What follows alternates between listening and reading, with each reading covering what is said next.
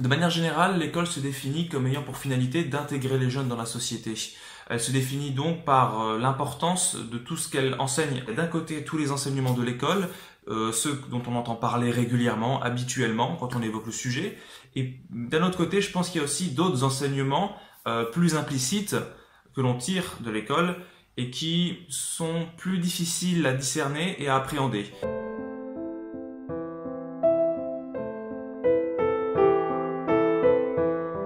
Il y a bien sûr l'acquisition des savoirs, dits fondamentaux, lire, écrire, compter.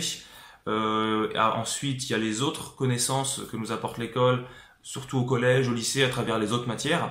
Et enfin, on peut noter le rôle socialisateur de l'école, donc le fait de vivre dans un collectif, développer l'autonomie, le respect des règles de vie, etc. Concernant les savoirs fondamentaux, je pense qu'il faut se rendre compte que ces choses peuvent être tout à fait apprises hors de l'école. On pense souvent que parce que nous sommes entrés à l'école sans connaissance de ces choses, lire, écrire, compter, et qu'en y sortant, nous les savions, ça signifie que c'est l'école qui nous les a appris et que sans l'école, on n'aurait jamais pu les apprendre, on serait resté ignorant. Concernant les autres connaissances plus secondaires, moins fondamentales, qu'on apprend à travers les matières telles que l'histoire, géographie, les sciences physiques, la biologie, je pense que si on regarde un peu tout ce qu'on a appris de ces choses-là, il y a un chiffre qui tourne habituellement, on dit qu'il y a 80% de ce qu'on apprend à l'école qui n'est jamais utilisé une fois qu'on est sorti de l'école. À quoi ça sert finalement de passer tant de temps à apprendre des choses dont on n'a pas l'utilité, si ce n'est là où nous les apprenons en fait. Est-ce que l'enfant n'est pas naturellement social en fait? Pourquoi doit-on le pousser à aller dans un endroit, et spécifiquement à l'école, pour espérer de lui qu'il devient un être social? Donc les savoirs fondamentaux, la socialisation, d'autres connaissances aussi plus secondaires, la plupart du temps l'école nous les apprend.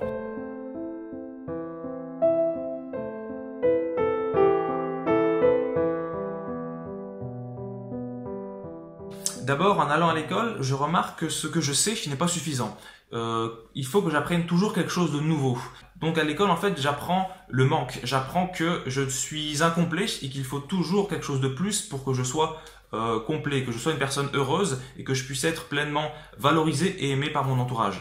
En allant à l'école, j'apprends aussi que si je n'arrive pas à faire ce que l'on me demande de faire, je risque de décevoir et de ne plus être aimé. J'apprends donc la peur. En allant à l'école, je me conforme à un modèle donné et je me laisse me faire évaluer sur ce modèle. J'apprends donc le conformisme et la soumission parce que je n'ai plus confiance en ma capacité à apprendre et je me sens incapable d'apprendre maintenant sans qu'un professeur vienne m'imposer son savoir. En allant à l'école, j'apprends à respecter des horaires que je n'ai pas choisis. Ce n'est pas moi qui choisis la façon dont j'emploie mon temps, puisque des personnes ont justement réalisé pour moi un emploi du temps. J'apprends donc que je n'ai aucune maîtrise sur mon temps et qu'il est normal qu'il soit contrôlé par d'autres personnes. En allant à l'école, je dois n'utiliser que l'espace qui m'est donné et ainsi m'isoler de la société. Je dois demeurer toute la journée dans un périmètre délimité duquel je n'ai pas la permission de sortir. Les endroits où ça se passe comme ça, ce sont des prisons. Et à l'intérieur de cet espace clos, il y a encore tout un tas de lieux qui me sont interdits ou auxquels j'ai accès à certains moments selon des horaires précis, mais sur lesquels je n'ai naturellement aucune emprise. En allant à l'école, je ne suis pas maître de mes pensées. Chaque heure, une personne me dit ce sur quoi je dois focaliser mes pensées.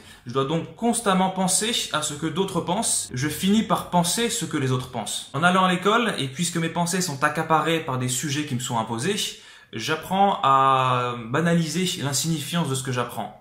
J'apprends qu'il est normal de m'ennuyer pendant des heures à apprendre des choses, à apprendre des leçons, faire des exercices dont je ne comprends que rarement la finalité, parce qu'en réalité, cette finalité, ce n'est pas la mienne, mais plutôt celle de mes éducateurs. J'apprends donc que mon intérêt pour ce que j'aime ne compte pas, et qu'à travers mon obéissance, il ne me reste que les bonnes notes et les félicitations comme source de motivation. En allant à l'école, j'apprends à me socialiser, mais ce sont des rapports sociaux tout particuliers, parce que je peux communiquer avec les autres enfants, mais uniquement lorsqu'on m'autorise à le faire.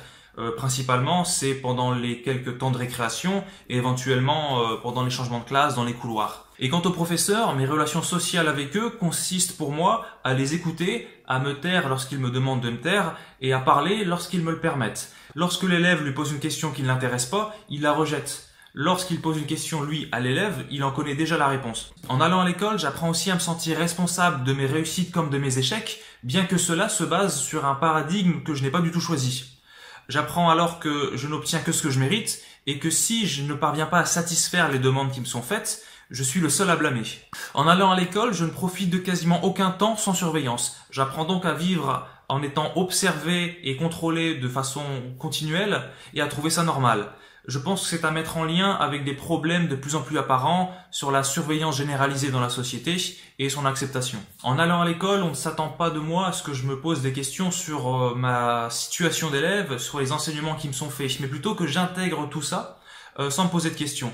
J'apprends donc à ne pas avoir d'avis critique sur ma situation et sur ce qui m'entoure. En allant à l'école, j'apprends à répondre aux questions que l'on me pose, mais à ne pas en poser si elles ne sont pas directement en rapport avec le cours. Pourtant, on attend de moi, enfant, une curiosité à toute épreuve. J'apprends donc qu'il est normal que je sois jugé et que parce que je ne suis qu'un enfant, je dois me taire parce que je ne sais pas. Et pour terminer, en allant à l'école, j'apprends qu'en étant meilleur que l'autre, je serai valorisé. J'apprends aussi que dans la plupart des situations, l'entraide à l'école, ça s'appelle de la triche parce que l'entraide, le plus souvent, est incompatible avec les évaluations scolaires surveillées. Donc j'apprends au final la concurrence.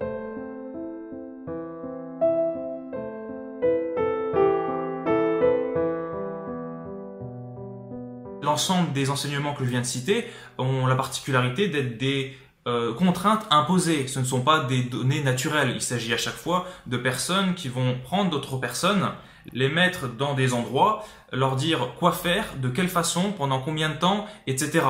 Je pense donc finalement qu'il y a une espèce de confusion, d'inversion entre ce qui est présenté habituellement comme étant le fond de l'école, c'est-à-dire les matières qu'on y enseigne, tout ce que l'on y apprend dans la socialisation, tout ce qui est mis en avant, et la forme de l'école. Donc en fait sa forme, c'est-à-dire les modalités, ce qu'on doit mettre en place pour que ça fonctionne. Donc se rendre à tel endroit pendant tels horaires, etc.